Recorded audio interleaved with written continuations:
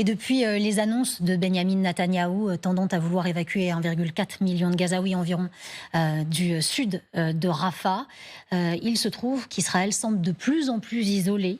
Nombre de pays s'indignent et les mettent en garde. On va le faire le point avec vous, Nivine Potros. Exactement, à commencer d'abord par le roi de Jordanie qui jusqu'à présent jouait plutôt la carte de l'apaisement. Désormais, il ne mâche plus ses mots. La situation est insupportable pour plus d'1 million de personnes qui se sont réfugiées à Rafah. On ne peut plus rester là à ne rien faire.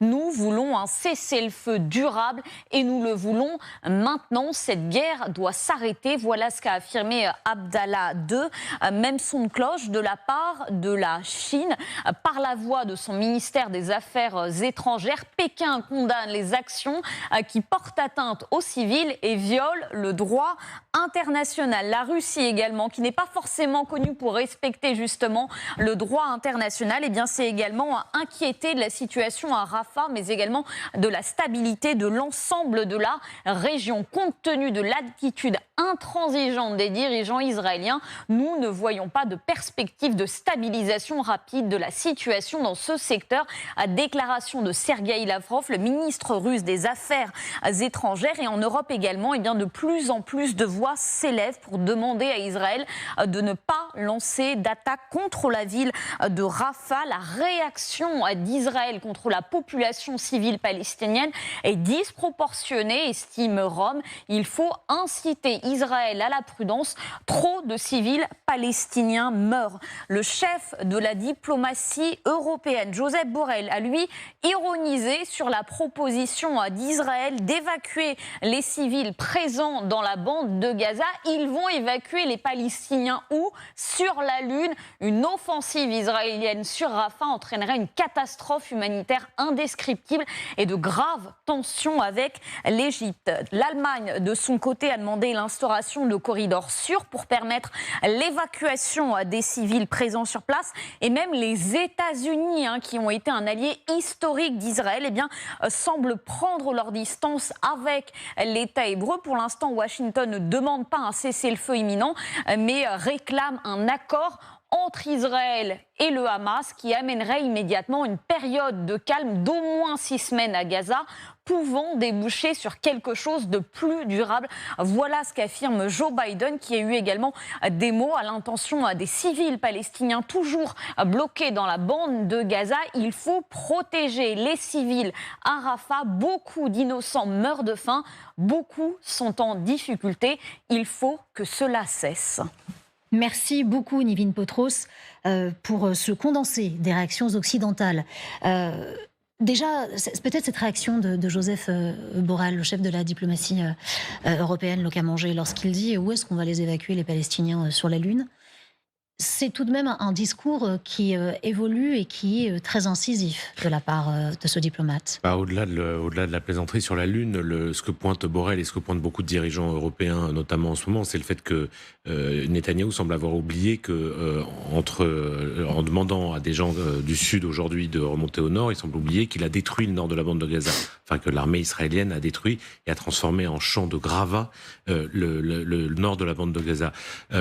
Passant outre le fait déjà de bouger cette population, où s'installerait-elle pendant la période où Israël bombarderait et attaquerait Rafah, où sont probablement effectivement réfugiés un certain nombre de dirigeants et de combattants du Hamas. Mais où irait-il? C'est-à-dire que construire des camps de réfugiés sur des gravats de béton, c'est pas quelque chose. C'est ça que pointe en ce moment un certain nombre de dirigeants politiques européens, de patrons d'ONG, qui disent en fait ce n'est pas techniquement faisable. C'est-à-dire que et c'est cette pression-là qui commence à monter sur Netanyahou. Et c'est vrai que plus que les propos de Borrell, moi je suis frappé par le changement de ton de Biden. C'est-à-dire que Biden, quand Biden parle lui-même de gens qui meurent de faim, ce qui est vrai, il met une pression, voilà, c'est cette citation-là qu'on voyait à l'instant, il met une pression supplémentaire et le ton a un petit peu changé. D'ailleurs, le changement de ton de Biden a correspondu à un changement de ton, a fait que Netanyahou a un petit peu changé de ton lui aussi, en commençant à prendre des précautions. Parce qu'en fait, on a cru que l'opération à Rafah avait commencé alors que les gens étaient encore là. Or, c'était cette opération de diversion qui permettait aux services de renseignement de monter leur opération pour les 2 otages. Donc il y a visiblement là en ce moment une sorte un peu de vide entre ce que Netanyahou demande à son armée, et l'armée israélienne il répond aux ordres du Premier ministre, et la faisabilité de cette opération qui est de déplacer 1,2 million, 1,3 million, 1,4 million, à la limite on n'est plus à 100 000 près, personnes du sud vers le nord pour aller sur ces images, pour aller là. Mais Lucas Manger, vous dites à l'instant il y a une période de vide. Est-ce que ça n'est pas aussi et en même temps une période de pression, une période qui permet de mettre la pression pour éviter l'escalade dont on aura du mal à revenir, Olivier Weber? Oui, ce qui est frappant dans les propos de Borrell, mais aussi ceux du roi de Jordanie et même du président égyptien Al-Sisi, c'est l'inquiétude, certes, l'inquiétude humanitaire parmi cette inquiétude, mais en même temps l'impuissance que peuvent faire ces pays, que veulent faire ces pays, pas grand-chose, et encore moins accueillir les réfugiés palestiniens. Cela dit, ce qui est intéressant de voir, et je crois que c'est pour ça qu'Al-Sisi pousse un peu le ton, c'est de voir le discours de la part de Biden, qui a parlé de over the top, c'est-à-dire en fait, ils sont allés exagérés, trop loin. Ils sont allés trop loin. On a totalement exagéré, on a dépassé les bornes, grosso modo. Ouais, c'est une première. En français. Et Israël dépend quand même en grande partie pour l'aide militaire, donc de l'aide militaire américaine, sur un budget de 140 milliards, enfin le budget de l'État, pardon, 140 milliards de dollars annuels pour le budget de l'État israélien. Il y en a 4 qui sont promis annuellement jusqu'en 2028. On ne peut pas s'en passer. On voit mal, évidemment, les États-Unis faire baisser. De toute façon, c'est impossible jusqu'en 2028. Il faudrait un vote du Congrès, de la Chambre des représentants et du Sénat. Mais donc, il y a quand même une sorte de flottement.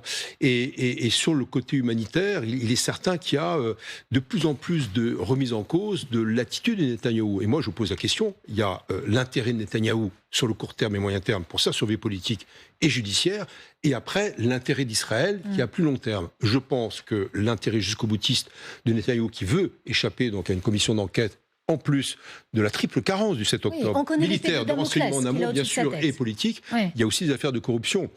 On sait qu'Israël, on peut faire confiance à sa justice, à sa démocratie. Israël a mis en prison un ancien Premier ministre, Ehud Olmert, et en prison également pour d'autres faits, non pas de corruption mais de viol, l'ancien président, donc l'ancien président Moshe Katsav. Donc Netanyahou, c'est tout ça.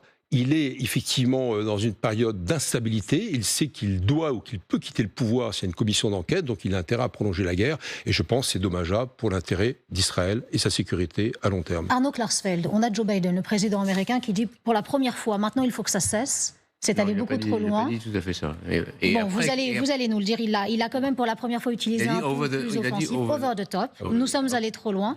Il a aussi dit qu'il faut une pause. C'est ce qu'il dit. Non, une pause d'au moins 6 semaines. Après cette déclaration de Biden... Hier, il dit qu'il faut une pause d'au moins 6 semaines. John Kirby, vous pourrez passer cet extrait, a dit Israël, interrogé par un journaliste, qu'est-ce que vous pensez des déclarations de Biden sur... Il a continué, il a dit, Kirby, qui est le porte-parole de la Maison-Blanche, Israël a le droit de se défendre et nous continuerons à fournir à Israël les moyens, the tools necessary, les outils. Joe Biden, il faut protéger des civils à Rafah. Beaucoup d'innocents meurent de faim, beaucoup sont en difficulté. Il faut que cela cesse. C'est ce que dit le président américain. Mais pas que l'opération cesse, il faut que les morts civils cessent. Mais ce sont des mots forts utilisés. Donc le porte-parole de la Maison-Blanche, après cette déclaration, et parlant avec l'autorisation de Biden, a dit « Nous continuerons à fournir à Israël les moyens nécessaires pour se défendre. » Pour se défendre. Arnaud Klarsfeld. Non mais une seconde.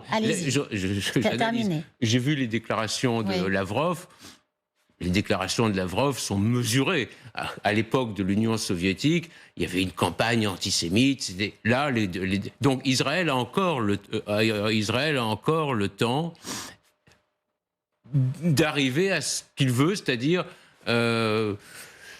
endiguer les capacités militaires du Hamas. Mais tout le monde, même ceux qui détestent Netanyahou. Ma cousine a perdu son fils à Kfar Aza, qui était militaire. Elle avait perdu son père en 73. Chaque jour, elle manifeste contre Netanyahou.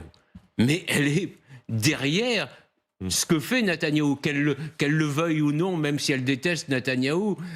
Elle préfère Bennett, mais Bennett est encore plus à droite que Netanyahou. C'est-à-dire 95% des Israéliens sont pour détruire le Hamas, détruire la capacité militaire du Hamas.